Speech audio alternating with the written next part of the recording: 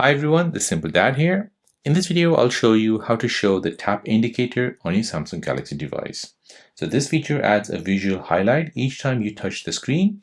So it's usually a small circle, which is like a yellow color. So it shows you where you have touched on the screen. So let me show you how to turn this feature on. So here you need to go ahead and open up settings, scroll down all the way, and you need to find developer option. Now, if you don't see developer option, you need to go ahead and tap on about phone. Scroll down and find software information. Here, go ahead and tap multiple times on build number until you see a message right here saying developer mode has been enabled. Go back. Now you'll see the secret menu called developer option. Tap on that.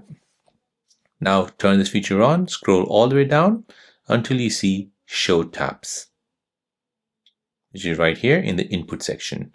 Make sure to turn this feature on. Now press home, and now wherever you tap, it'll basically show you a circle there. So this is essential for creators, teachers, or anyone who shares screen recordings or tutorials. It makes your tap easy to follow so your audience understand exactly what you're doing. So beyond tutorials, it's also helpful for accessibilities, letting others see interactions more clearly in live demos or presentation. It turns your phone into a powerful teaching tool.